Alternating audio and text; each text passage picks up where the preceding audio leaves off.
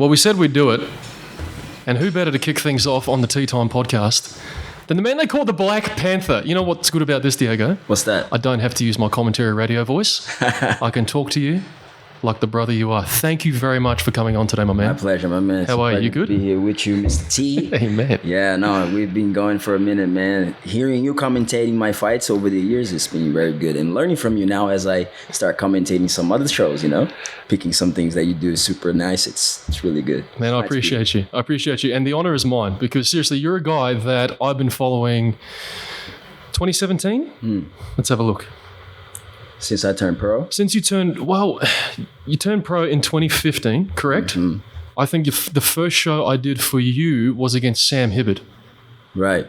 Eternal 36, Southport Sharks. Right, yes. And I remember since then, because that was, I don't want to say it's controversial because the honest opinion is I thought you won the fight. But I can remember in our post-fight interview, for me personally, when I was interviewing you, watching you walk to the cage, watching how you fought against Sam Hibbard, and I guess you could just see the charisma dripping off you inside the cage during your post-fight interview. I definitely thought, and even to this day, it's proven true, that you were one of the future stars in Australian MMA. Well, thank you. So, man, it's been an honor to commentate you right up until, obviously, your last recent fight. But let's talk about something you spoke about earlier. Yes, sir. You're commentating. Yes. You're coming for me. Yeah. You're coming for me. I'm coming to work with you. That's what I'm trying to do. I'm trying to get on that Eternal card next, but not quite there. But man, I've been enjoying it. Getting the opportunity. That last Proving Grounds card was my second time commentating a fight card, and no, I'm really really enjoying it and learning from you, and also glad that you're on that show, so I can ask you some things. And kind of that first one I was super nervous working with Team Moore, and I was like, what how does this work and stuff, and then the second one I was more relaxed and was working with Shen, and we kicked that off really nice. Well, we are teammates. I mean, you really took ownership in the last show, and I remember the first show at Proving Grounds. I think it was Proving Ground Friday. It was the first one, wasn't it? Yes. Last year. I think Robin, she told me, she said, "Can you just give Diego and Tim a bit of advice?" And my response was, "I'm not giving them any advice. I'll give these guys any advice. They're going to be coming from, to be out of the job." But no, I've listened to your commentary, and man, who more qualified to obviously sit in that seat than yourself? I couldn't think of anyone better. So keep up the good work. Not too good, but don't retire so soon, if you know what I mean. I will not. Trust me, I will be trying to, squeeze every juice out of this fighting career as possible before I, and side by side with it, I'll be doing the commentary in between, because it's just my passion. I love it. That's what we do. I'm not fighting, I'm talking about it. That's right. Talking about it, thinking about it, dreaming about it. Yes. Speaking about it, yep. I want to go back to, obviously, when you fought Sam Hibbard, you were on a 3-fight win streak. Mm-hmm. The Springbok, Eternal 27, Kyron Moses, Sam Hibbard, 3-fight win streak. Coming into that fight with Aaron Blackie, bit of a hurdle. First major hurdle, I guess, you've faced in your, professional career. Going into that fight, were you 100% confident that you were going to win? Absolutely, yeah. Every fight, because up until now, I have never really gone to any fights with major injuries or didn't feel right or didn't plan or prepare accordingly, like adequately to be ready to compete against these guys. That's why I've always taken the hardest fights. Like I've never really turned down any fight. I've always taken the hardest fights from the first pro fight. Absolutely. So going into that fight, I had extreme confidence that I was going to win. Yeah. And unfortunately, it was too quick. The approach that I had kind of going in, he just came in too aggressive and caught me, and unfortunately I wasn't able to recover. Also lacked some skills and knowledge on how to approach it because I got dropped with that first one. And then subsequently got dropped again like 2 more times. And that's what ultimately forced the referee to stop the fight. But had I known what I know now, then could have looked to wrestle. I could have looked to do some things differently as opposed to just standing right back up and trying to fist fight him again. You know? So yes, I was well prepared and extremely confident that I was going to win that fight. It was a shock to me. And before everyone jumps down my throat, I'm not taking anything away from obviously Aaron Blackie, Damian Brown, don't kill me. But knowing obviously your history coming into that fight, obviously you were my pick. It was almost as if it wasn't like I was dismissing Aaron, but it was such a shock. And I looked at Ben and Jake, who was in the commentary booth, a lot of other people, because that was not necessarily the hype, but that was the expectation from a lot of people around you going to that fight, is because they knew you were that good. So for him to come in and obviously get the win like that was quite unexpected. Yeah. But the reason I bring that up is because you've got quite a habit of making the best out of tough times. Mm-hmm. And if you look at your next fight against Michael Tobin, the Great White, yes, that's my favorite Diego Pereira win of all time. Yeah. Do you agree? Well, I do love that performance. Yeah. Absolutely. Yeah. And since then, I was trying to make every performance like that, Yeah. Because that's the sport we're in, combat, hit, not get hit. And if you can, and what made it so sweet is that I did it against who I did it against. Absolutely. The guy whom at the time was just at the top of the game, had never been finished. Yeah. Never lost locally. Yeah. It was such on a win streak. And as when I was coming up, I would hear about him. Yeah. Tobin is the guy. He's next star. Just won multiple championships and this and that. And we prepared, and even though coming off that loss to Blackie, you would think, oh, maybe you should get a lesser opponent or something, in the you next didn't one. though. Because exactly. Yeah. So because I knew that Blackie fight was like, man, that doesn't define me. That's not, you know what I'm saying? That he beat me the way he beat me, early, quick. It's like, because of that, I wouldn't let that like bother me or discourage me from keeping going, because it was like a kind of bump and just downed on me a little bit. And it was like, oh shit, I cried. Yep. In that, backstage, got out of there. But why? Because there's a lot of expectation, man. Expectation I put on myself to perform, because I know how good I am and how good I can be. And not only that, also the efforts that my coach put in, the people that have been supporting me since the beginning. Mm-hmm. And to go out there, my friends, family, everybody present, all eyes and everything. And I had done such great work to go in there. And then when the fight happens like that, you don't really have an opportunity to show the work you put in. If I had lost and he had just demolished me for 3 rounds, I would have liked that better. Yeah. Over I hadn't gotten dropped with a shot and then not being able to continue on, because of a rule regulation thing. So I knew, hey, that's the fight game, and any given night, any one of these guys can beat each other. So exactly. That night he had a shot, and I got back to work right after, and I knew. And then I've always wanted to fight the best guys, because I want to learn the skills and then compete and test my skills against someone else who's also skilled and highly trained. So just talking about the best guys, people got to remember Michael Tobin was ranked number 1 in Australia and New Zealand. Yes. As a featherweight, 14-2 coming into that fight with you on a 4-fight win streak. Yeah. You finish him in round 3 with a head kick. You walk straight over to Cam O'Neill and say, I'm next in line for the title shot. And obviously that's what happened. Yeah. But I don't necessarily know if people understand the gravity of what you did that night, because I do. When I was with Benny Alloway in the commentary booth, we were just losing our minds, because that had never happened to him, ever. Yep. And Tobin had this almost this aura about him that he was almost untouchable. Yep. Even though he'd lost, no one really,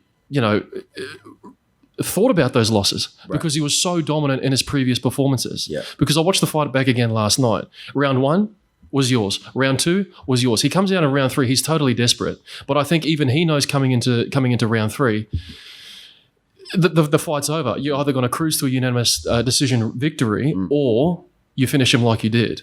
So, man, honestly, got to give you credit, because coming off a loss against Blackie and then going out and putting on a performance like that against Michael Tobin, I think we really need to understand the gravity of that, because that was massive. And I'm sure you understand that now. Oh, I do. Yeah, thank you. And since then, I think the fact that I had lost the way I lost to Blackie, and then I call out Tobin after Tobin has a performance against Hibbard. Yeah. He finishes Hibbard, and given the fight I had against Hibbard, split decision, and then he goes and finishes him quick.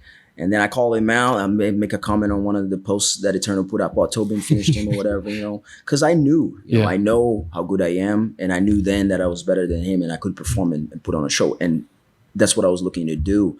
And I hoped that he would take the fight because I was going to show what I couldn't show in the Blecky fight. You get what I'm saying? I get. They had similar styles. Absolutely. So I do understand that, hey, I was able to go in there and do it and show the people this is what I can do and this is what I would have done, had the fight not gone in. Absolutely. And I'm glad you've explained that to me because I didn't necessarily see it that way. I just thought it was just a massive victory, a massive feather in your cap. Knocking out Michael Tobin in round 3. Yeah. But when you kind of break down that those guys have similar styles, obviously Blackie fighting out of base, known for his wrestling, known for his grappling, decided to strike with you, that was almost correcting that speed bump when you knock out Tobin. So, man, again, congratulations. Do you think you'll get another shot at Blackie? Do you want another shot at Blackie? Or well, I wanted it. You heard it when I beat Tobin. Yeah. I knew had I performed well and beat Tobin the way I wanted to beat him, I was going to get that shot. Yeah. And I had in my mind going into that fight who I wanted to fight for that title against. And I wanted to erase that fight against Black, and I called him out. Yeah. You heard that. Yeah. So I called him out, and unfortunately he didn't answer the call. But we'll see. Who knows? We'll see. He's out there in the PFL now. So yes. If it is to be, who knows? Who knows, man? Down the track. Yeah. Down the track. You mentioned you called out Blackie. That fight didn't happen. Yeah. But what did happen as a result of that victory against Michael Tobin, title shot against Jack Jenkins. As the story goes, Ryan Gray vacates the title. It's free and up for grabs. We know the story. You fought Jack, Southport Sharks. Yep. How compromised were you going into those later rounds? Because, again, I reviewed that fight. I watched that fight. Rounds 1 and 2 quite close. Round 4 was the stoppage? Yes. Against the champ? How compromised were you going into round 3 and 4? Because word on the wire, you had a broken jaw and a broken leg. Is that correct? Or am I... Yes. That's correct. That's correct. All right. Yes. So, man, as we know now, Jack Jenkins, killer leg kicks. Absolutely. Right? I had, going into that fight, I didn't know about him because originally, Ryan was the champ. And off that Tobin fight, he was still the champ. So we were going to fight for that title. Ryan and I, we were booked. So that fight was booked? Yes. Where was that fight booked? Was that meant to be in Perth? Against Ryan? No. Well, yes, correct. Yes, Perth originally. And then I should remember that. I should remember that. Yes, you're right. I think Perth first. I was going to go there to fight Ryan for the title. Yeah. And then I think he injured himself. Yeah. And that's when Jack Jenkins stepped in. So he stepped in, and then I think Ryan took some time off. Yes. And we'll get to that in a second. But Jack steps in, and then they make that fight here on the Gold Coast between you and Jack. Yes, and then I think we had about 4 weeks or something to go. Yeah. But going into that, man, that fight was so good. I love that fight so much because I've made so much growth from it. Oh, absolutely. But how compromised was I? He lands those strong leg kicks early, and then the leg wasn't terrible. Was fractured. Later on, we find out it was a fractured fibula. So that's the bone going on the side of it, not the major one. So kind of behind your tibia. Yeah. Just on the side here. Yeah. And it helps you stabilize and walk or whatever. But I could still base on it. And that's when you see me kind of limping a little bit as soon as I feel it. But obviously I'm able to switch. So I was able to continue on like that. But the major thing was the jaw.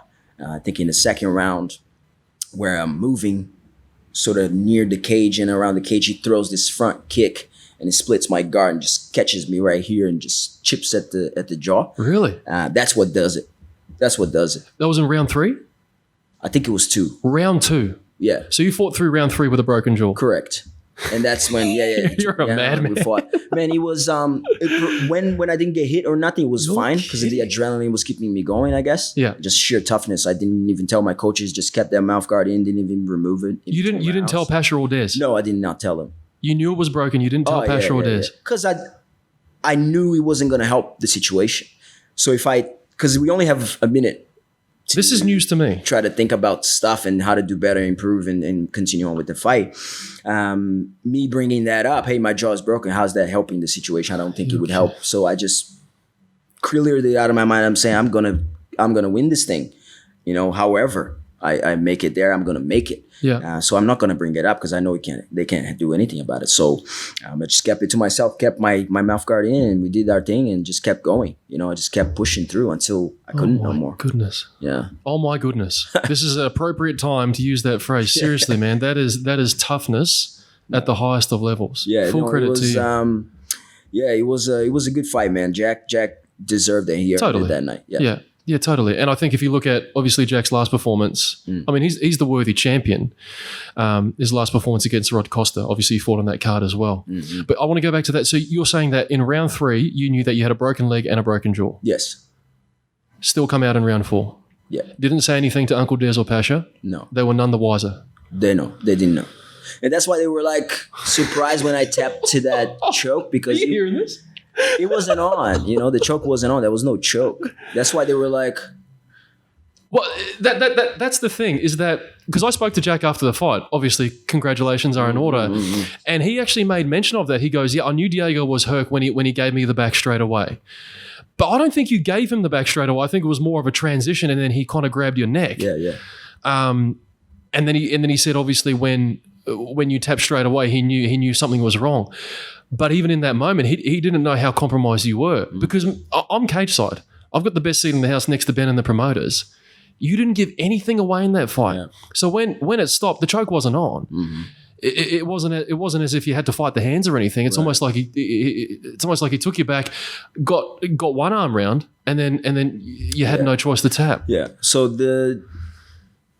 I suffered the injury in round 2, the jaw. It's pretty compromised. I'm feeling it, and at every touch, every little boom, it's just like, oh my goodness, excruciating pain. And we clinch. I think in that 4th round, we clinching, and I'm trying to take him down and press him. Yeah. And in that every exchange, you know how there's little pot shots, and I'm feeling this, and I'm trying to hide my head, and I'm gonna take down, and then we're scrambling. I'm doing anything I can do to avoid striking because I know if I take a hit, it's gonna be very, very painful. Yeah. And so in that exchange, I take him down. He does a really good job defending. I almost have his back, and then I slip up, and then he ends up on top, and I'm trying to fight from like half guard, trying to recover using an underhook or whatever, and then he goes for a guillotine, which is quite threatening, which forces me back on my back. Yeah. And then in one of the scrambles, I'm trying to just basically build to my back. That's where he's finding the arm across my jaw. And obviously, because the jaw is displaced, he has this thing here, and then he just goes palm to palm and just cranks it. So basically, the jaw went from here to here. That's how I felt it, here to here, and so at that point, adrenaline went out the window, everything went out the window, toughness out the window, just the body, my brain. I think subconsciously just took me out of there because I didn't want to tap for your own but safety. Just subconsciously, I tapped just out of that sheer pain that I felt during that moment, and I was like, "Fuck." Yeah. And that's what it was. That's what it was, man. Yeah. Man, full credit to you because I'm telling you, your body gave you the signal in round 4. Not many people, if any, would have been able to go through that. I mean, there's been we've heard of a few stories of people fighting through broken jaws. I mean, you know who I'm talking about, some of the greats. Mm-hmm. Man, you're right up there with them as far as mental toughness. Thank you. So, man, not the result that you wanted, but full credit to you. I appreciate it. And the champ, if he's watching, full credit to the champ as well, no doubt. Absolutely, no doubt. And you know what? I think Jack knows it too. You know, we made history with that fight, and so much so that we got Fight of the Year for that. Yeah. And I think, as well as myself, he's made a lot of growth from that fight because it was a hard fight, and it is in these hard contests where both people are having a good time, they're getting blows, they're defending, they're having to go through, that tough situation. That's where the growth happens. That's where you can upskill, where you go home later and you can dissect that. And then after a while, that's where you're able to improve as a martial artist and as a person as well. It's like after that fight, I had to be out. Obviously, I had to have surgery and everything else. So I was out for basically the rest of the year. We fought in March. I was out for the rest of the year. Yeah. A lot of growth, because I have to sit with it. As painful as it is, I have to sit with it. I have to wonder. I have to just try to figure it out. And the number one thing I took from that is, man, I'm a lot tougher than I think. As fragile as we human beings are, we're also very, very, very tough. people. And I myself, now understanding and become more curious about like my ancestors and genetics and things like that, how that influences who I am today. Back then I didn't have that knowledge, so all of this influences how tough I am, and understanding these things have made me just go forth and continue training even harder. Yes. and progressing, because I understand I have that within me. I just have to keep pushing and going through these tough times and just keep coming back better. That's what I do. Man, that's deep. That is powerful. And I tell you what, I'm getting goosebumps right now, because I'll go digging for some ancestral power straight after this. It's true, man. It's true. Man, you're a perfect example of resilience and toughness through the tough times. And you speak about growth. You took 18 months off. And I think I remember this, because I remember when you fought Jack, you were out for a period of time with surgery and things like that, but it wasn't long until you were back training and hitting pads. Right. I think I was looking at one of Uncle's stories, like honestly, like 6 months later, and you were back kicking, and I'm like, man, this guy's crazy. Yeah, it wasn't. Yeah, as far as training goes, I knew obviously I couldn't go sparring straight away. I couldn't be kicking or doing stuff straight away, but lockdown hit straight after that fight. There you go. And so now I'm locked up at home. Yeah, so I'm locked at home during body weight workouts, and the whole home workouts came. So it's so that's when really kicked in. It's like, man, I went through that fight. I'm strong. I can do all these hard things. Like, how much more can I do? How hard can I push? Things like that. That's all the different questions I started asking myself, and I just didn't accept the fact that I was injured and I couldn't do nothing. It's like, oh, you can't train or whatever for 6 months. Yeah. But that didn't mean I couldn't do push-ups. My arms were fine. My chest were fine. My upper body was fine. Yeah. So I was trying to push my limits, really. And that's what I did. I was active throughout that process. I wasn't fighting for 18 months, but I was very much upskilling. Well, you mentioned lockdown. You were forced to take a break for at least 18 months. So was everyone else. Yes, correct. So that was almost a blessing in disguise, in the sense that, all right, not the result, but hey, lockdown hits. Now you all got to take a break. Mm-hmm. So we're all kind of, you along with the rest of the featherweight division, all of the other fighters as well. Yep. Everyone else, you kind of put everyone else back on the same page. Yep. That was good. That's massive. That was good. I was like, oh, shoot, I'm not going to be on the shelf alone. Everybody has to take a break. No, so, that's good. I didn't even realize that. Yeah. I didn't even realize that. That's amazing. Well, you talk about growth. 18 months later, you come back against Abdallah El Tigani. You turn off 61? Yes. You turn off 61, September, last year. One of the best performances I've seen from you in recent past, and we'll get to the Ryan Gray fight in a second, but how good did it feel to get back on the horse? Because as I said, you got a pattern of doing this. You go through the tough times, you come back and you make statements. You get a title shot against Jack Jenkins, you come back and make a statement against the tough guy in El Tigani. And was he undefeated at the time? Yes. So he was 2-0, wasn't he? Yes. So he was 2-0, and I think it was 2 knockouts, or 2 finishes, one of the two, submission and a knockout. He had a bunch of good kickboxing matches as well. Absolutely. No, he's a strong kid, man. Yeah. When you're fighting a guy he's 6'4", at featherweight, how challenging is it to fight someone with that reach? And I remember talking to Kyle about it in the booth. You seem to handle the reach quite well. But I even said to Kyle, I said, look, Abdullah's 6'4". If he can just keep you on the outside, he should cruise to victory. Right. Not the case. Not the case. Yeah. One of your better performances. Thank you. It was good. I think originally we were supposed to fight Rodolfo Marques. Correct. A veteran. Yeah. Another Brazilian. And another tough fight that you didn't even flinch. Yeah. They said, you want to fight Rodolfo? Yeah, sweet. Yeah. 30 plus fights. No, absolutely. Brazilian black belt. Yeah. With 7 or 8 stripes. I don't know how many. I've only got 1 stripe as a black belt. Yeah, no, he's very accomplished. But probably the best grappler you were ever going to face. Yeah. What happened there? How come that fight fell out before we get to Abdallah? I believe he's based in Melbourne, and the restrictions there were quite, severe. So I think that's what happened. He couldn't train properly and do his thing, so he had to pull out. And then thankfully they found El Tigani.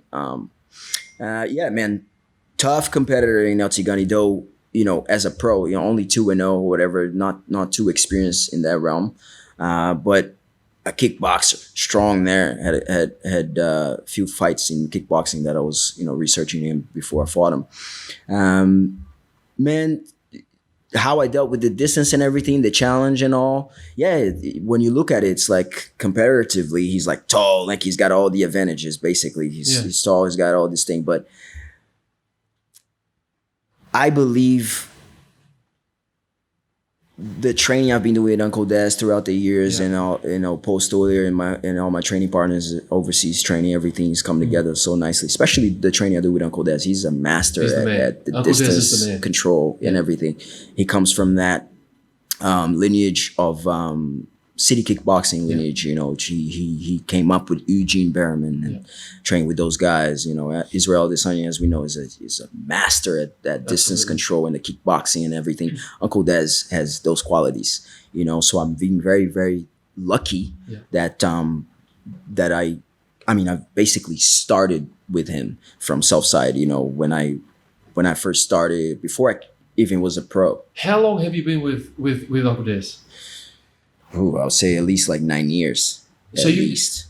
Has he always been at Southside? Yes. So he's always been at Southside with Pasha? Yeah. And you've been at Southside for 9 years, ever since? At least, yeah. Do you do any of your other training outside of Southside, or is it all pretty much kept in-house? My other training? Sparring. Is there any other training that you do? You mentioned you went overseas to do a couple of camps. Yeah. So how it started was back then. Even before I was a pro, I believe. I think many guys also can relate to this in this area, New Zealand and Australia. They seem to think we thought that we needed to go overseas or elsewhere to be able to train and become better and upskill and get to the next level, basically, because we just couldn't really find high level competitors and then other people that could provide the quality training that you needed, and if you're in that pursuit to become a pro and get to the next level, the UFC or whatever, we felt then that we needed to go elsewhere, like the big gyms. And one of these gyms and that I found was Jackson Wink MMA in Albuquerque, New Mexico. And at that time, obviously John Jones, big representative of that, Holly Holm, John Dodson, Diego Brandao was there, Karate Hottie.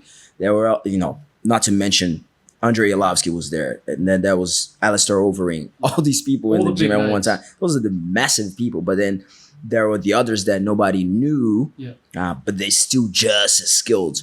So I went there because they had dorm rooms within the gym. Really? So that was a perfect situation because I didn't have to go anywhere. I mean, everything was there. Sleeping upstairs, you could do your washing and everything in there. They had a common kitchen. They had everything in there. Downstairs, big gym, 2 cages, decent sized mats, wrestling coach, kickboxing coach. I just had everything within this one thing. And I think that made me grow a lot. So I went there for 3 months at a time. I think I did that about 3 times, spent a good solid year there, and I think developed some lifelong friendships and has upskilled a lot. And what years was this? You said you talked about 2013, 14, 15? Good question. Or before then or after that? After that. After that? It was more recent. I would say the last time I was there was 2017. So 2017. 2016, 2017, something like that. So a bit before then, for what? 1 year, 2 years on end? I spent about a year at Jackson Week, on and off. Yeah, on and off, correct. Cool. On and off. It's funny because if people remember, it might have been a bit after that, but obviously when John Jones won the title, put Jackson Week on the map. I mean, they already had all their athletes there. Around, I want to say maybe 2012, 13, 14, they were white hot with talent. Right. So you're getting there at a time where there's all these big names, and you're saying that there's other people there that are just as good competing in other leagues that you're training with, getting this training with. Absolutely, yeah. Bringing it back to Southside, you're an asset to obviously to Paul, to Des, to your other teammates. You do most of your camps here now, just at Southside? Yeah. Are you still sparring with the CMB? Yeah, we do this every so often. Yeah. For that LT Gunny fight, we exchanged. We were basically the whole camp. We were going every second week. We'd go to CMBT and they would come to us 1 week. We'd go to them 1 week and we just kind of played around. Because Brenton was gonna fight originally. What's his name? Dan Hill. Dan Hill, correct. Dan Hill, yeah. Yeah, so we were just kind of exchanging leather. We knew, oh, well, hey, do you want to train together? Whatever. Yeah. And they had some good guys there, and we were doing that, back and forth. Sometimes every now and then we do that as well, but recent we haven't. Not really, not so much. But especially in preparation for that El Tigani fight, I mean, they've got some very, very good strikers. I mean, you mentioned Brenton Darcy. Yeah. Apollo Jackson, the magician. Yeah. The magician. I think Nick's training, doing a stand-up and wrestling there as well, Nick Kepu. Yes. So obviously you're not short of sparring partners training with them, but also obviously at Southside.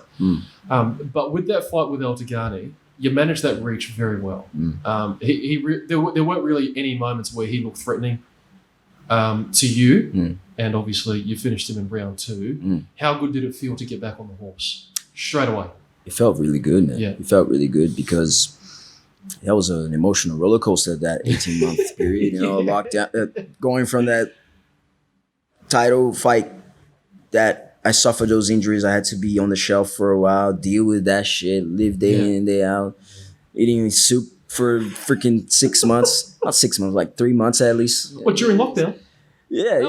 I had to, because obviously the jaw is broken, so you can't really eat solid foods. Yeah, don't watch my stories then, bro, because during lockdown, Roscoe, you saw my stories during lockdown. I didn't eat anything. You know what I'm saying? So everything had to be like baby food, basically. Exactly. You had to drink your food, right? Man, that was terrible. But I got through that, and I just became more resilient. So going through that, and then lockdown, and then all these things, and prior to that LT Gunny fight, though, what also added on top of that injury period, the lockdown and everything, was the fact that I tried to come back before that fight. Eternal put together this, you may remember this, the tournament. The bantamweight for tournament? the bantamweight tournament. Correct. I was in that. Correct. And I was going to attempt to go down to bantam. Yeah. So I think it was at the end of 2020 or something, like December or whatever. And the tournament was supposed to be around February in 2021. Yeah. If I'm not mistaken. Anyway, it would have been March. It would have been March on the Melbourne card. Yes. Down at the Melbourne Pavilion. Yeah. Oh, no, actually, no. It was earlier than that. No. It was February. It would have been February. Yeah. No, and it would have been on the Gold Coast, I think, because, Anyway, go on. Yeah. So that fell through, man. Something happened. I think COVID restrictions was just coming and going, and then sometimes they would open up, other times they would lock shit down. Yeah. This one time, I think twice that tournament fell out. I did it once. Yep. I think we were 2-3 weeks out from the thing, and then lockdown, boom, and then canceled, and then tried again, canceled again. So all of those things added on top of that emotional roller coaster, and just got pissed. And I'm like, God damn, I can't even doing all this throughout camp. Yes.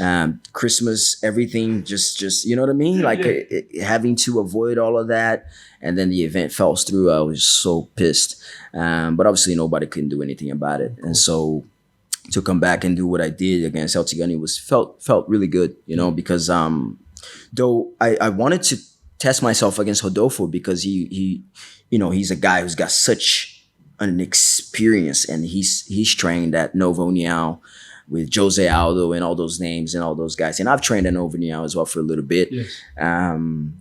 So I wanted to test myself against him, because I'm trying to, as you know, this is at the end of the day a business as well, right? So it's not just about the sport. Fight whoever, whenever. No. If you're, say, we're trying to visualize a ranking system, because I don't think Eternal has one at the moment. I don't think they have a ranking system. Australia and New Zealand have a ranking system, right? But there is some questions to the integrity of that ranking system. But I think Eternal should come up with their own. You know what I'm saying? Should, yeah. But trying to visualize it, if you understand the circuit and the local fighters around.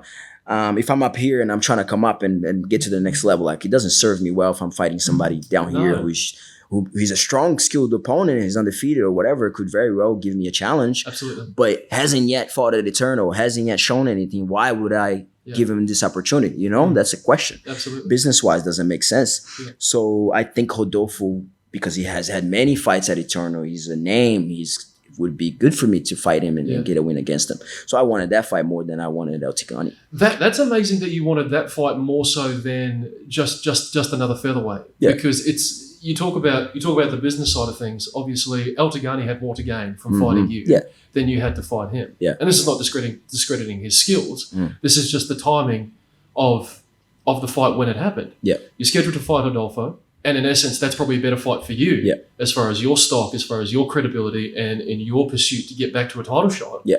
You beat Rodolfo. You're practically only one fight away from a title shot or next in line, practically. So for you to fight El Tigani was it was high risk, Right. with not necessarily the same return when it comes to the rewards. Exactly. So full credit to you. You talk about, obviously, the roller coaster of your career. It's up and down, it's up and down. Yep.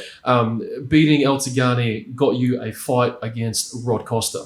Now, was that an official number one contenders fight? Well, Or was you that, remember this before that. Yeah, I do. Before that. I'm hoping you can tell this story. Yeah, no. So before that, it wasn't meant to be Rod. Yes.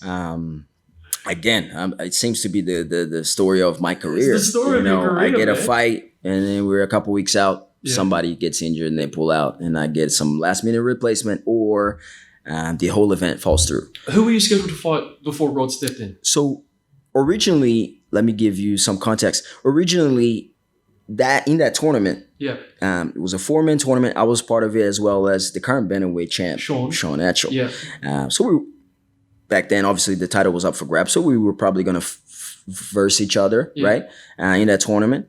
But the tournament didn't happen at the time, and I came back. I beat El Tigani. I want to compete for the title. I want to be the champ. And seeing that at the time, like it wasn't that long that I was gonna go down to bantamweight to fight for the tournament anyway, and Sean was gonna be in the tournament anyway. So I had that in mind already going into the El Tigani fight. I'm gonna win this fight. I'm gonna call out Sean Etchell. That's what I wanted to do because I knew that maybe beating El Tigani wasn't gonna give me a shot at the featherweight champ. Giving our history or whatever, maybe, who knows? But I think I felt at the time that I was going to have a better chance at getting the title shot at bantamweight. Absolutely. Hence, I called Sean Etchell because we had that history with the tournament thing, and so it felt perfect. And little did I know he was at the crowd, which then turned out to be one of the best promos Eternal has ever seen. So Because he was there. He was at the crowd. I didn't even know he was there. Yeah, me neither. I didn't know he was there. So I was surprised. That was cool. So that's what happened, man. So originally it was supposed to be Sean Etchell. So I get the shot after the El Tigani fight. They give me the title shot. He answers the call out, and then we go to camp. So the El Tigani fight was in September, and I knew Eternal had an event in November. So it was a perfect timing because I mean, obviously I didn't get touched in the El Tigani fight. So I was good. No injuries, no nothing. I was willing to get straight back into camp. So I called out Sean for the November card. He accepts it. I go into camp. I get into diet. Try to get down, start cutting weight. 2 weeks out, he injures himself and pulls out. Man. So now we're faced with, damn, I'm like obviously halfway through the cut to bantam. Very small at this point. And, to fight a featherweight I was going to be very, very small. I'm already a small guy, a feather. So they go, listen, Eternal goes, look, Sean is injured, man. My manager calls me, gives me the news. I'm like, you gotta be kidding me. And he said, however, he said, look, he said, Cam says he can either look for a replacement for you, or you can choose to sit and wait for the shot. You got the shot either way. If you sit and wait for next year, because this was November, right? So you can sit and wait for next year, and who knows when Sean will be back. We don't know what the extent of the injury. We don't know when he will be back, but you can sit and wait for that shot. You can get it. Or we can find you a replacement. You can fight you can fight. It's just a fight. I said, find me a replacement. I didn't put in all this work to sit and wait for Sean Etchell's ass to get healed. Get me a fight. Nah, man. Give me a fight. And I'll get back to that title shot whatever happens. I just want to keep upskilling and getting experience. So I trained, I prepared, I'm ready. Give me somebody to test my skills against. And they get Rod Costa. And we had the fight that we had, That's what happened. So that's the whole backstory. Sean pulled out, and for anyone that knows, Rod Costa's the king of short notice fights. Yeah. In his recent career, obviously had a rough start, but he took that fight on short notice. You took that fight on short notice. Yeah. You didn't flinch at all. Nah. The supreme confidence going into every fight I have, man. And I know, we, despite the fight we had, and obviously I lost to Rod, but I feel I was compromised trying to cut down to bantamweight. Though it was a great cut, like I was doing all the right things. I have, some of the best guys with me, the fight dietitian doing my thing. So I'm doing all the right things, but there's a point of diminishing returns. Yeah, The exactly. fight dietitian talks about this all the time. Just because you can't cut doesn't mean you should. Yes, totally.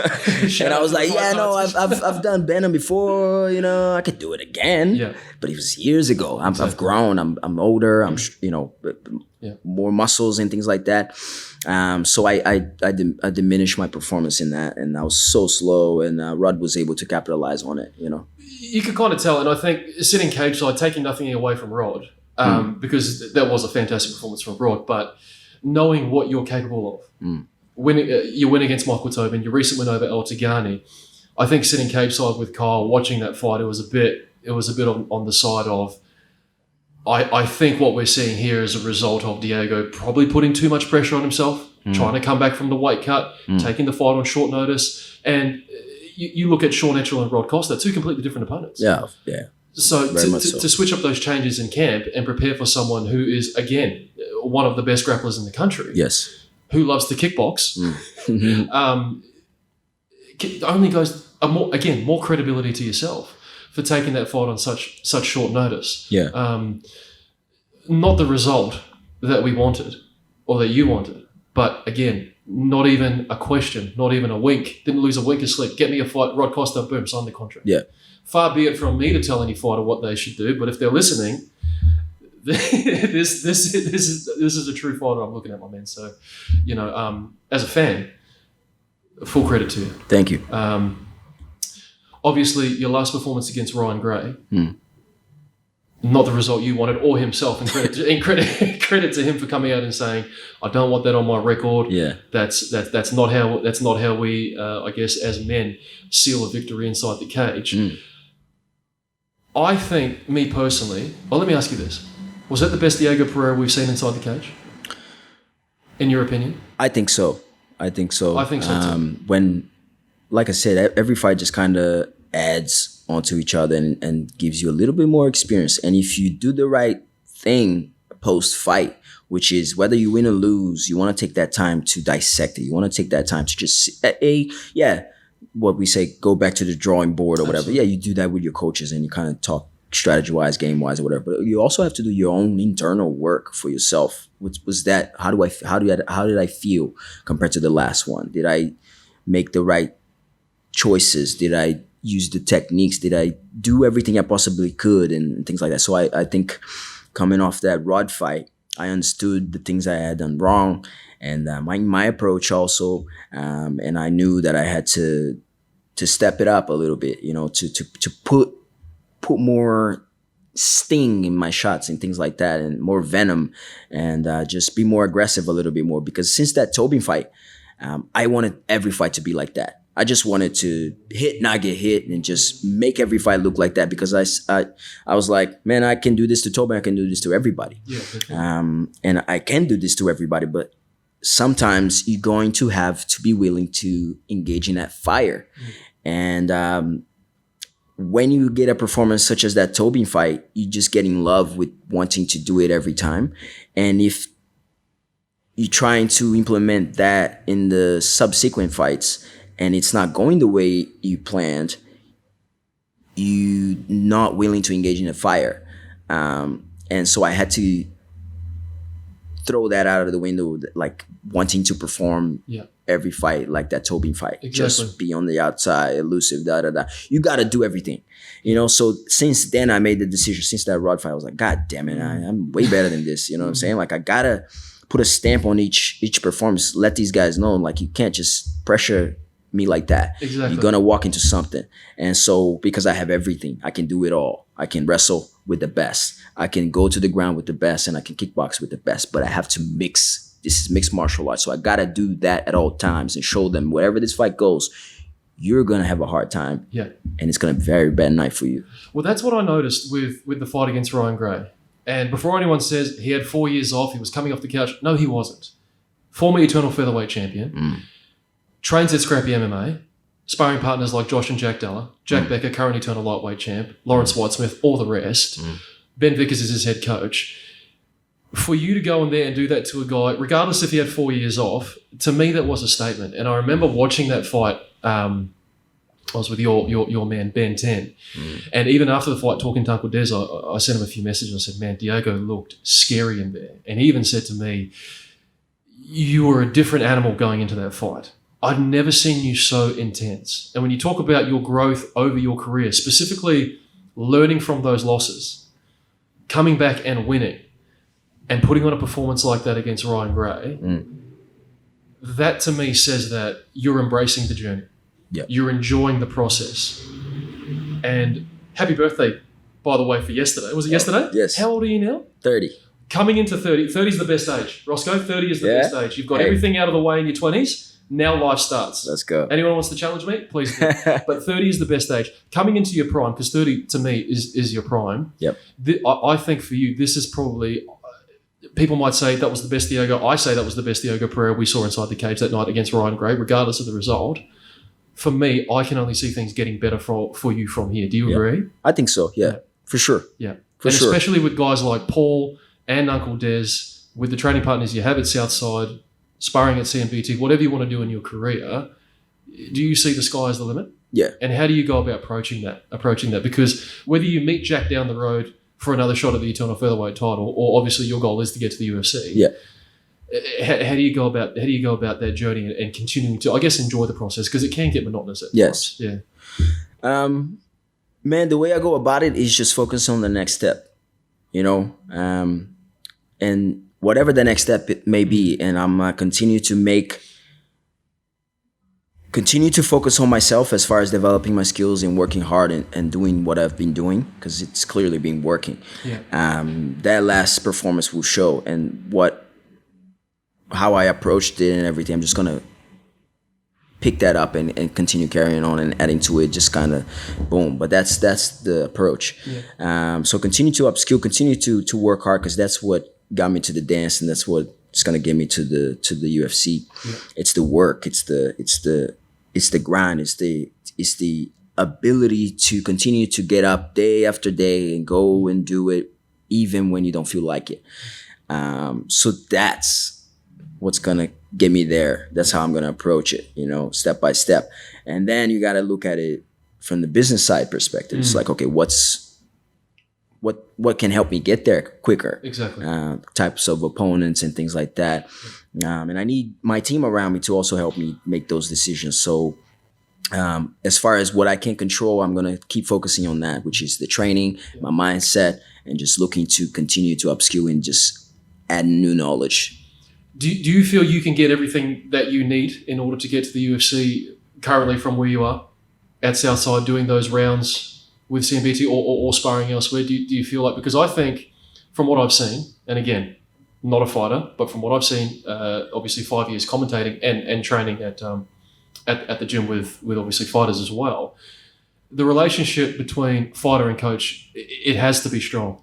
And I think that what you have with Des and Pasha, although it might not work for other people, it's certainly working for you. Yep. Because when you fought Ryan, and you even mentioned this, fighters think they can come into this fight and they can pressure you, because that was one of your criticisms. Put pressure on Diego. He loves to stay on the outside and pick his opponents apart. You put pressure on him, you won't necessarily fold, but you'll have a hard time. If you've ever seen any of Ryan Gray's fights, they're all dog fights. I mean, he loves the pressure. He loves to bring the fight to you. You brought the fight to him. So again, an improvement from what you've been working with at Southside. Yep. It's obviously working now.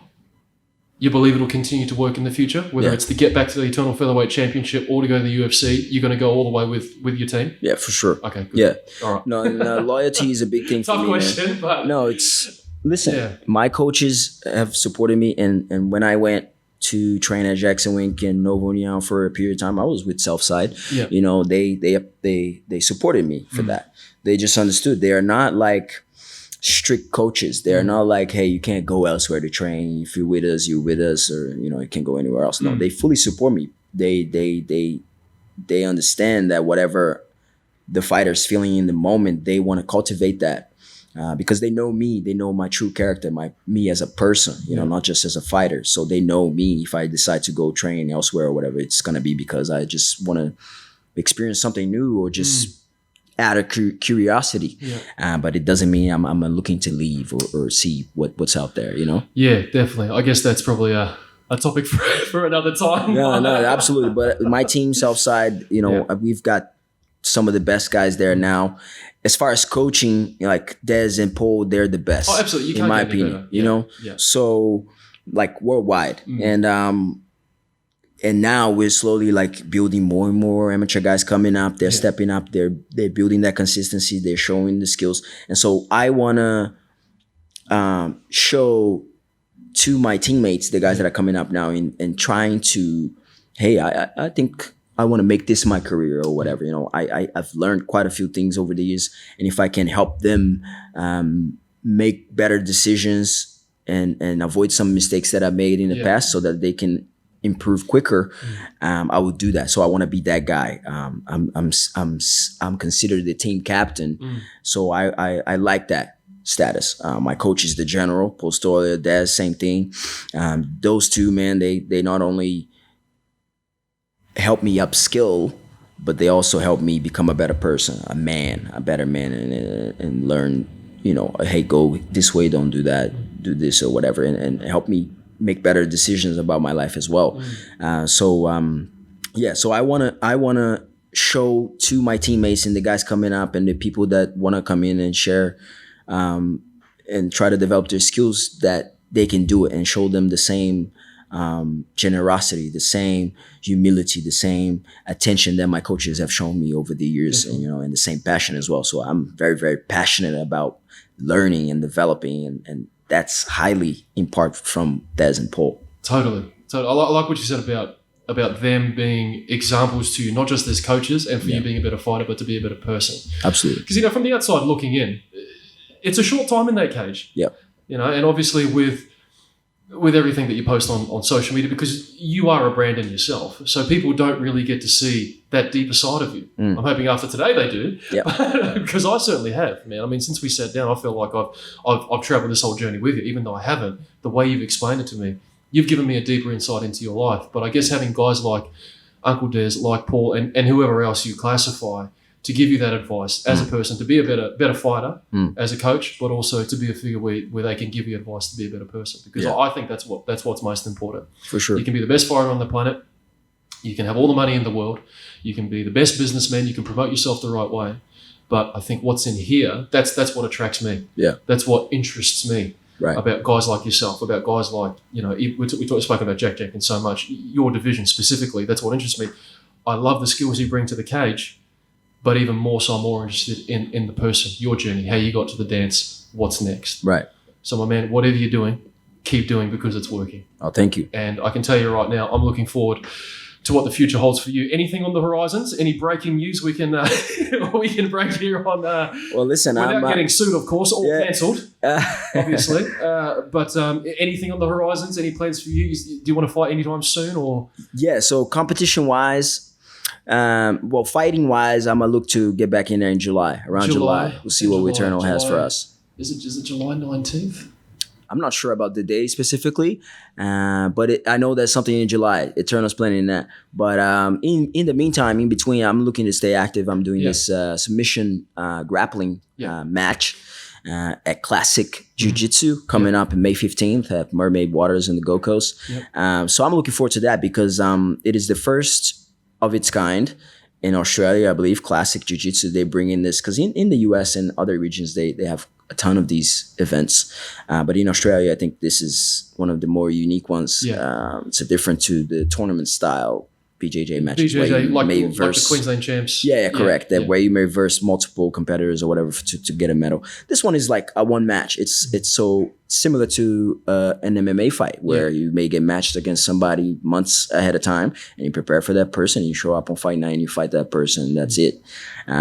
This jiu-jitsu match is the same. It's a 10-minute match at what they call elite rules, which means everything goes. Heel hooks involved. Oh, really? Everything included.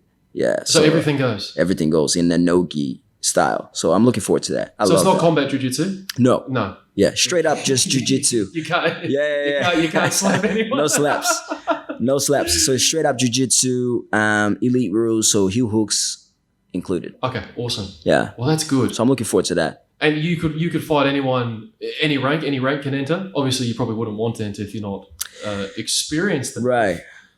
But could you be matched with someone that's obviously classified? Or could you be matched with a purple belt? Could you be matched with a blue belt? That's a good question. Do they go off the rankings like that? Or I'm not sure. Is it classic no-gi style where you have to enter into some sort of a category?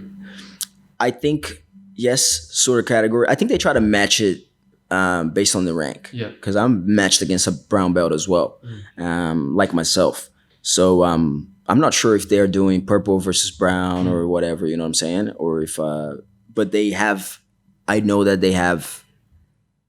Basically from purple belt and up on the event. Females competing on the event. Gi matches, no gi matches. Females, males, heavyweights, smaller guys. So they're trying to do a very good mix there. Okay, awesome. Well, all the best. That's May 19th? May 15th. May 15th. Yeah. Right, May 19th. I think Eternal is July 17th. Correct. And that's here on the coast. Mm-hmm. I think we're going to Perth either at the end of this month or next month. Cool. Obviously, I haven't found out yet. But, man, all the best for Thank the future. And we could make 20 episodes out of this. Yeah. So I hope this is the first of many. Oh, yeah. I hope this is the first of many. Us, my brother. Thank you. Thank you so much. We'll review this card. Eternal 65, presented by Neds, taking it to the next level. There's some free marketing for you, Cam and Ben, and the team at Neds. Have you seen a better fight card than this? Obviously, Proving Grounds 3 was one of the best that I've seen. You commentated that one, as you mentioned earlier. Yeah. One of the best cards I've seen. This card, in and of itself, probably rivals that one. We'll talk about the main card, but have a look at that undercard. I don't know too much about that first fight. Mm-hmm. But you got, who's that? Luke Melrose, double shot versus Mitch McLaren. Dominic Aston versus Mr. DeMerrill. Christian Lapham, have you trained with him? Yeah, a little bit. Yep. I remember Christian. He's taking on Jaden VV. That's a middleweight fight. It's always interesting when we get middleweight belts. I mean, what's your opinion on that? The lightweights, featherweights, we're not short of. Middleweights and upwards, there's barely anyone. Yeah, true. I mean, it's almost a temptation for me to get in there, and then I realise that I'm never going to do it. But we don't really get to see too many middleweight fights, so I'm excited. I'm excited for that one. I think that might be the feature bout of the evening. Yeah, that's definitely a good fight, man. And from what I know from Christian, he's a very skilled guy. Yeah. He's got that, like he's trained with Brenton a bunch, and we know Brenton's a very good striker. Yeah. Christian's got that similar style, lots of faking and feinting, and he's long and tall. So no, this is going to be a very good fight. I'm looking forward to that. I'm hoping that more and more middleweights and light heavyweights and heavyweights come through, so that we can start filling those divisions up. Oh, definitely. I mean, we've had a few heavyweight fights in the past, but we barely get any. Well, I don't think I've ever seen a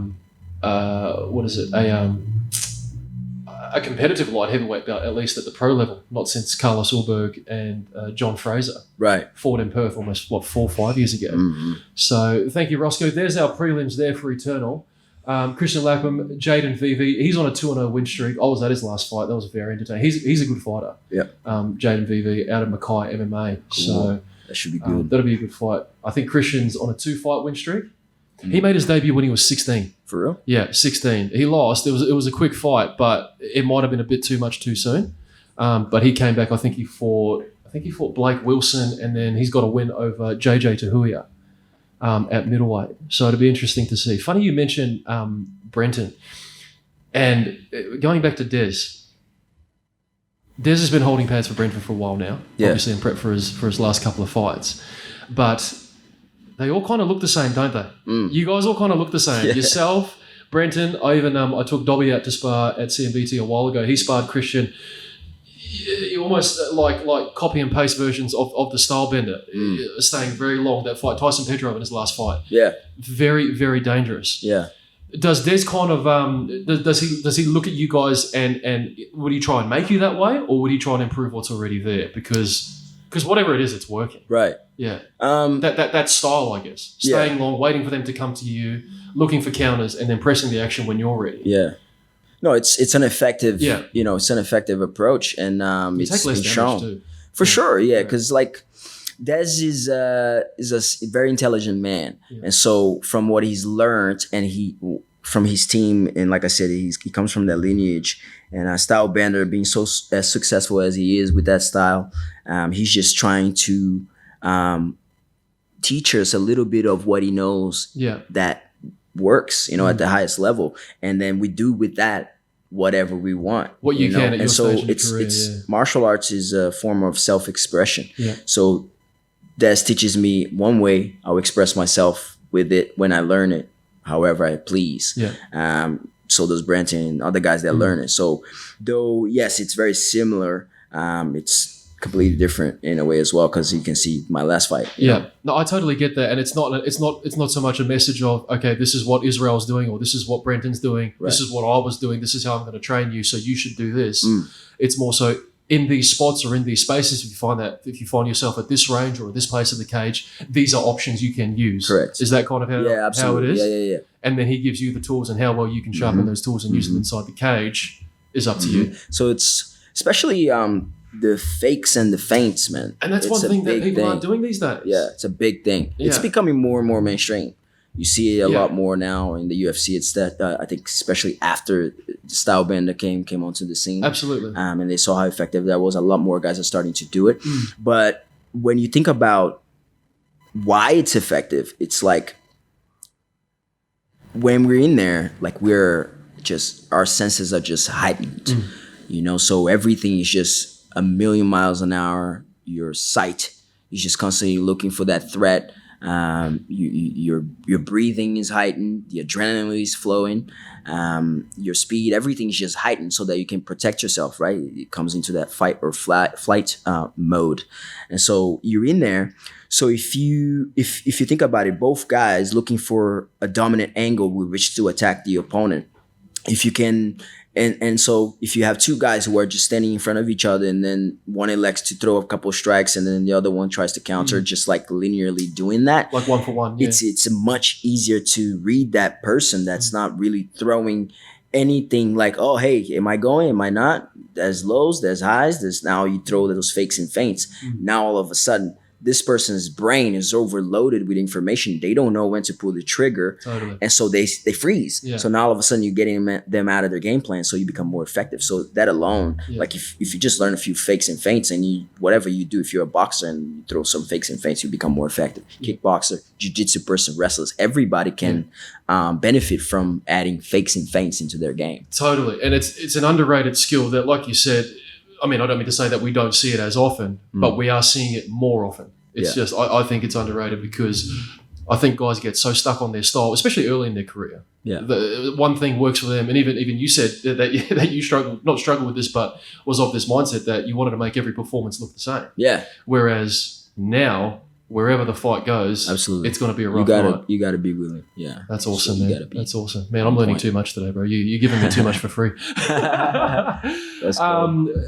Back end of the card, Selena Mongi, Amina Hadea. Yeah. When did we see Amina last? At Proving Grounds Fight League 3. Oh, that's right. Against Alessandra. Yeah. They had a fight of the night, man. These women went to war, and Amina just put on a clean performance. She did. Yeah, it was too clean. For those who know, Alessandra trains out of my gym at Carlson Gracie. Oh, really? I mean, they got fight of the night, and rightly so. Yeah. But again, Amina was just too clinical. Yeah. I think she's 2-1. Selena's 2-0. Selena's fantastic. Yeah. I think this is a great matchup, man. Yeah, this is a good matchup. I think that you'd probably, I don't know how much competition there is at flyweight at the amateur level or even at the pro level, but these two women, this could be fight of the night when it comes to the undercard. Did a bit of training with Selena out at Heartbreak with Cole. She actually helped Alessandra get ready for Amina. Oh. And she's a killer, man. She's got everything from kickboxing to boxing to grappling. I've seen her fight at Eternal before. She's good. Wicked. She's long too. Yeah. Similar to Amina, so they match up really well. Yeah. That's gonna be one of the, again, you probably got two feature fights on there with Lapham and VV, Selena and Amina. Mm-hmm. JJ Tahuya, Lachlan Stitt, Jamie Spawn. How do you say that? Kieran Daly? I'll have to get him back. I'll have to get him backstage to get his name right, because if I butcher this on air, maybe Kieran. Kieran, yeah. Maybe. Well, Mr. Daly, we look forward to seeing you in action. Yeah. This is next week, May the 7th. So that's your undercard there. Anything else that excites you about the prelims before we get into the main card? Man, that Luke Melrose and Mitch McLaren fight is they're flying under the radar, but both of these guys had a good win on Proving Grounds Fight League 3. Oh, they did too. Mitch won. Yeah, Mitch correct. won, and so did Double Shot. So did Double Shot. So I think when I saw this matchup come together at Eternal, I was like, oh, that's perfect. They just took that momentum from what these guys had at Proving Grounds and just put it right there. And what better matchup to make after these guys had such good performances in their last fight. And Melrose with such an aggressive style, good with the hands, sharp boxing, and then good wrestling as well. And McLaren, very, very good off his back. And sharp jiu-jitsu, brothers with Reese McLaren. The Lightning. This is a very good matchup. I'm looking forward to this one as well. Yeah, that's good. The flyweights always fun. It's usually hard and fast. Yeah. That middleweight belt's probably my favorite one. I'm looking forward to that. Yeah. You can practically. Christian's not undefeated, but I wouldn't count that first fight. Probably just a bit too young. But look how far he's come. Yeah. And especially with Brenton and the guys out at CMT. Shout out to them. Looking forward to seeing him back in action. If we go to the main card. Jeez, look at that. Look at that main event. Yeah. Seriously. Ladies and gentlemen, Eternal 65, Kuhn versus Dimps. Man, that main event, that's what's got everyone talking. I think when I saw Cam at the shopping centre, and this was just before the Melbourne card got cancelled. Yeah. He said, we're probably going to cancel it today, but I saw him at the shopping centre and I said, so are you going to bring them all up here or what are you going to do? And he said, well, have you seen the main event? We just released it. I hadn't. I didn't know. And when I opened it up on my phone, I almost had a bloody heart attack because that is the fight that I think everyone's looking forward to. Yeah, absolutely. Especially in Queensland. Yeah. You know what I'm saying? Obviously, Jeez, I didn't even think about that. Everywhere, but in Queensland mostly because these guys have such a huge fan base around here. Dimps and Kuhn. So both guys with such aggressive styles, and it's just going to be a clash, and I'm looking forward to that for sure. Well, see, Dimps has a habit of ending people's undefeated streaks. If you remember his fight against Blake Donnelly, Blake was 4-0, and Dimps just come in there and stormed it. Yeah, left hook, bam. So Dimps is definitely a threat. However, when you look at Kamikaze, he's the total package. Yeah. 3-0 as a pro. Personality, look, character, like yourself, he's got the charisma just oozing from the pores. He's practically his own brand now. Yeah, for sure. He really does have it all. And, if all goes to plan for him, if he can beat Dimps, he's well on his way to the top. Oh, for sure. Yeah. Kuhn's got it all for sure. He's such a, I've sparred with him as well, training. Have you sparred him? Yeah. Oh, man. He's not even trying to touch, because he knows the power he has, obviously. And he's trying to take care of his training partners and everything. But, just even when he's trying to pull back, it hurts. I'm like, oh, shoot, this dude is powerful as hell. Kuhn is a very, very, very good talent. And Dimps, so is Dimps. So I'm looking forward to this matchup, man. These guys match up really, really well. Well, you look at that lightweight division, it's just so stacked. From 1 to 10, you got guys that could probably step up within a few fights to challenge for the title. You'd probably think that this is an unofficial, maybe a number one contender shot, depending on what Jack wants to do. Jack Becker, the champ, that is. But yeah, this is going to be a good fight. If you had a gun to my head and forced me to bet on the main event, I'd say pull the trigger because I'm not going to do it. But Josh Kuhn, Dimps Gillies, all eyes on the main event. Can't wait to see that one. Yes. Alan Philpott, the man they call Lockjaw, formerly known as the Springbok, your former friend. Yeah. Mr. Justin Van Heerden. Yep. Before we get into him, this is a fantastic fight. Alan Philpott, very experienced. I didn't realize how experienced he was until he's got a ton of fights. He's got 30 fights. Yeah. I don't know a ton about him, but I've looked into this in preparation for this. He's had a ton of fights. What's that, 20 plus? I think it's, hang on, I think he's at 18 and 15. Yeah. Hang on. Yeah, 18 and 15. Yeah. But you fought Justin and he became your teammate, didn't he? Yes, correct. Is there a world that if he wins this fight, you guys could possibly do the business again? There's potential. Yeah, I'm sure there's potential because he's in that division, right? Did you like how I baited you into that? Yeah. Yeah, you baited me into it. I think Van Heerden would love to get that one back, I'm sure. But who knows? Let's see how take that fight. If that had to happen, if they came to him and said, number one contenders fight, you and Diego, you think he'd take that fight? Him? Yeah. Oh, for sure. Yeah, Van Heerden is a competitor, man. And he in that first fight we had was a great scrap, and I could feel his strength already. And then he came to train with us. I know he's very skilled, and now training at Freestyle Gym. Yeah, I'm sure he's made some great improvements as well. So no doubt he'd take that fight. But yeah, let's see how he looks in this one, huh? See if it will be worthwhile. Yeah, well, there's that one there. Philpott versus Van Heerden. A lot of traffic coming through on that one.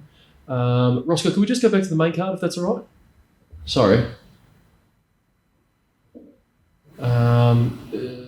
Yeah, that's a tough one to pick. I think Alan's experience, but you look at Justin; he's got a ton of fights as well, and almost, training at Freestyle with the Volk and the team down there. Yeah, his teammate Colby Thickness is on this card as well. Yeah. Yeah, obviously I'm not going to make a pick on that fight, but yeah, you think if Justin can get the win, he's right back in contention. For that featherweight strap, I guess. Oh, we'll see. To be honest, like if from like a competitor's perspective, yeah, if you fought somebody once, you don't want to really fight him again. Has he fought Jack? Unless you lost to them. Exactly. If you lost to them, it comes into that pride as a man, especially. It's like, fuck, I want to get that one back kind of thing. Exactly. But if you've beaten them, yeah, or if you've knocked him out even, it's like, why do I want to fight that guy again? What does he present to me just because he's gotten some win streaks and now he's back here? Yeah. Chances are I'll knock his ass out again. You know what I'm saying? Yeah, yeah. So if I'm looking at these guys, seeing that they're in my division, I would like to fight Philpott because he's just a different opponent. He presents different skill sets. He's got a ton of experience. He's something new. Something new, exactly. So me being a curious observer and a competitor, I want to test my skills against somebody different. Yeah. Even though Van Heerden and I fought years ago, I just don't see it going any other way. Totally. Man, the Black Panther spitting bars here on the Tea Time podcast. Can't stop him. No doubt the Springbok will be messaging me after he hears this. But no, I agree with you. I think that depending whoever wins this fight, and this is clearly my opinion and not the opinion of the organisation, I'd say would be putting themselves into title contention, whether it's one fight away against you or another top contender, or if they go straight to Jack, depending on what he does. Yeah.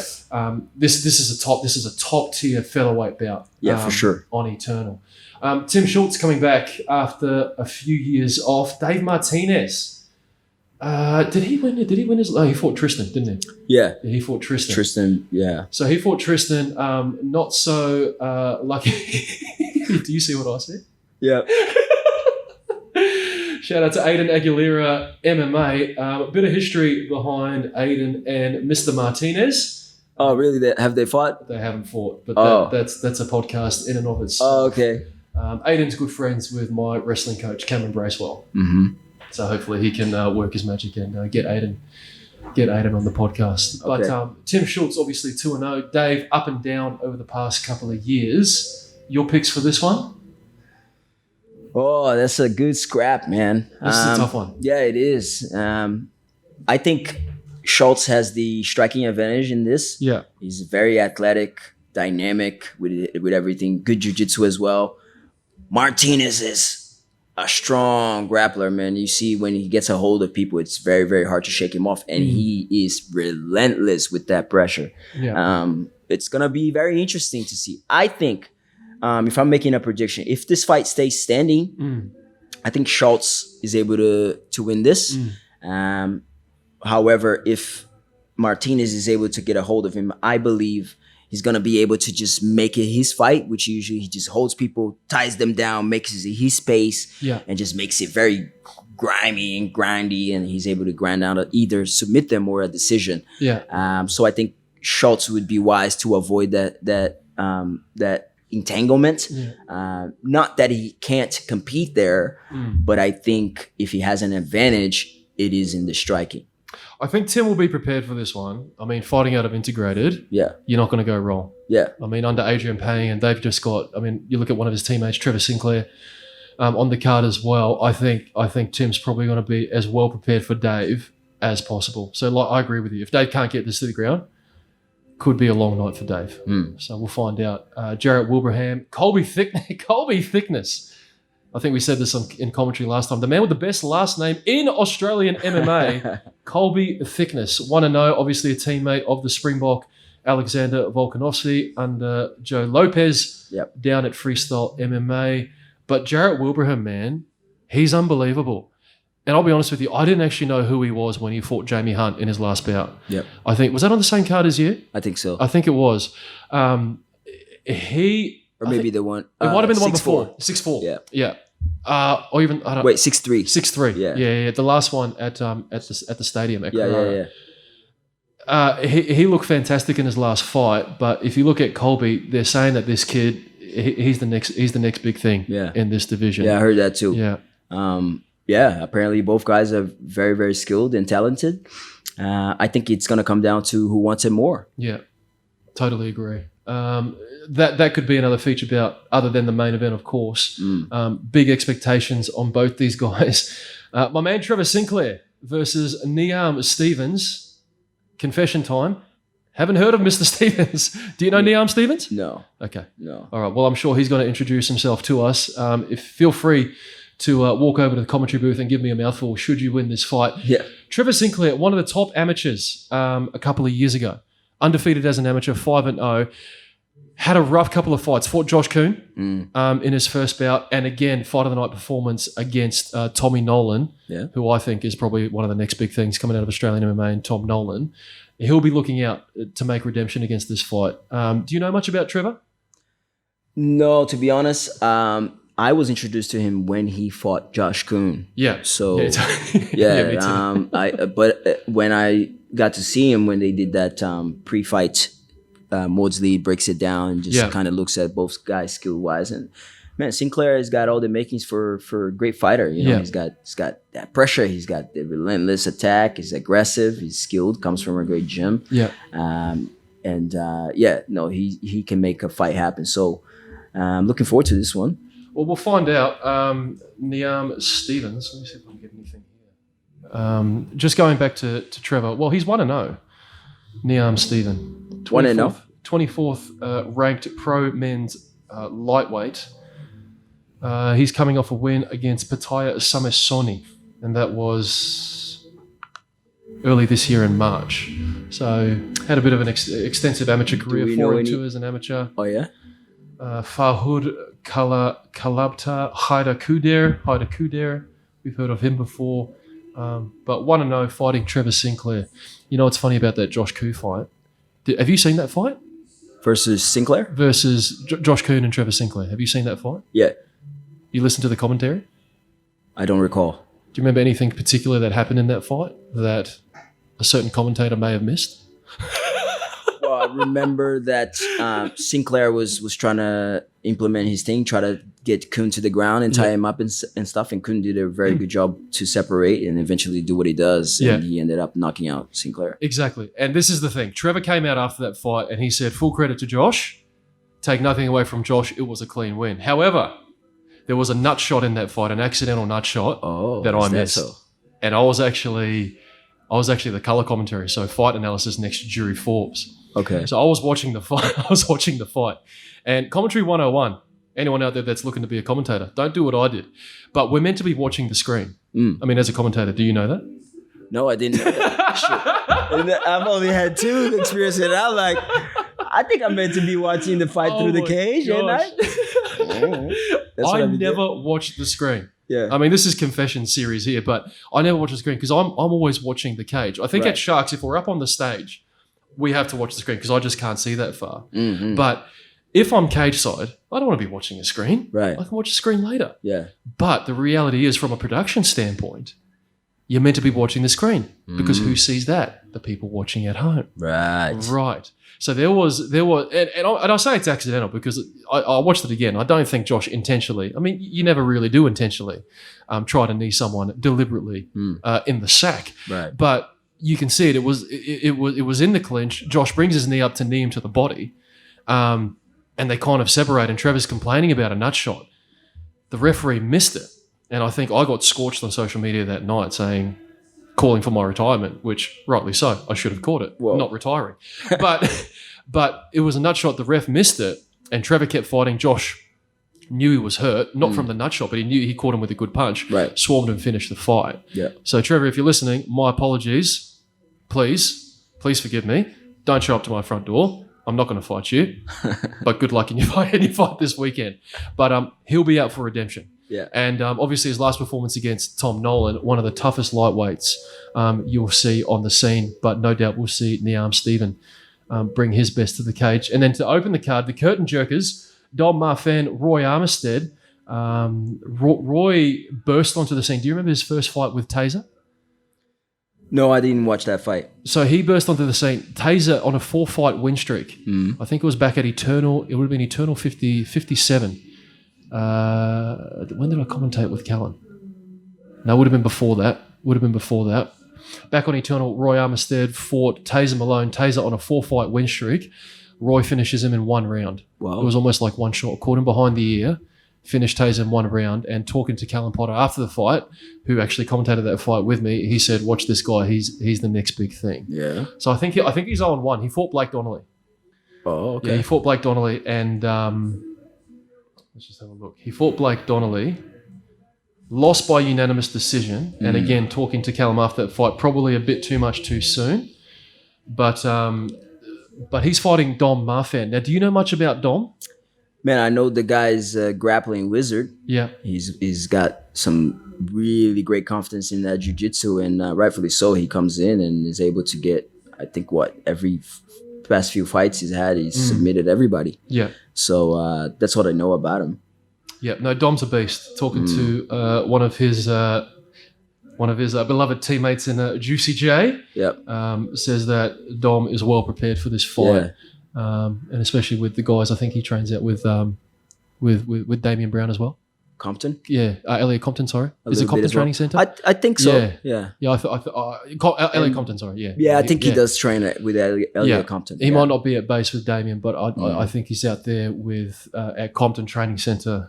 All those killers out there. Elliot Compton. Shout out to him making his debut soon. Great main card. Look at Dom's record: Jarvis Wicken, Jonathan Kuhn, Nelson Umpuero, Taser Malone. Jed Dale fought Jed Dale. Didn't know that. Making his, and that's a pro debut fight for him. Yeah. So what is Roy at the moment? 1-0. Roy's 0-1. So he's 1-0 as an amateur. 0-1. He fought Blake Donnelly. Blake pretty much just. I didn't see the fight, but from what I heard, it was a pretty convincing victory. Okay. Well, because he's a kickboxing guy. He's a stand-up specialist. So this will be a good matchup. Yeah. So you talk about matchups on the card. Dom versus Roy, again, one to watch. So there you go. I mean, gosh, I can't take my eyes off that main event. Seriously. It's going to be a fire fight from start to finish. Seriously. I don't know. See, the thing about these fights is when you got such explosive guys like this that can end a fight with a shot, it's like, yeah. Though we love to see that, we don't want to see that happen too early. Yeah, I know. Yeah, because it's a matchup it's been a long time coming, and it's finally been put together. You don't want to see it ending like 30 seconds or in a minute. Yeah, I want to see both guys test each other. Yeah, I think not only will they do, we'll grow a lot more from it, but also the fans get more from what they paid for, Oh, totally. And the bit of backstory to this fight, Josh was originally meant to fight Blake Donnelly, who I thought was his toughest matchup. And I think he even come out and said that when Eternal released the poster. I think he reposted and said, "This is the test I'm looking for." I think Blake was 5-1 at that point, Josh being 3-0. Blake Donnelly would have been a really, really good fight, a good test for Josh. But then obviously that fight falls through. Yeah. And they give him dimps. They give dimps Josh Kuhn. Yeah. This is a fan-friendly fight. Yeah. You look at those comments. What a banger! Fuck. And Dempsey is coming off a pro boxing match, man, where he fought for the title. Yeah. And against a very seasoned veteran. And he went the distance with this guy over, I think it was 8 rounds. Yeah. Demps, man, just nonstop action. And so kudos to him. He just coming off of that 2-3 weeks ago. Yeah. And so straight back in against a monster in Josh Groom. So it's going to be an amazing. Gosh, that fight. poster scares me, doesn't it? Yeah. Goodness gracious. It's just scary. Look at those guys. Anyway, I'm going to look at you. You got a much more appealing face. But neither of these guys had any questions about this matchup. Apparently, when the matchup came, sign on the dotted line, make the fight. Yeah. So again, tune in. May the 7th. That's next week. Kuhn versus Dimps. Shout out to your mate Wen Nguyen for that fight poster. Absolutely fantastic there. Eternal MMA 65 on the Gold Coast.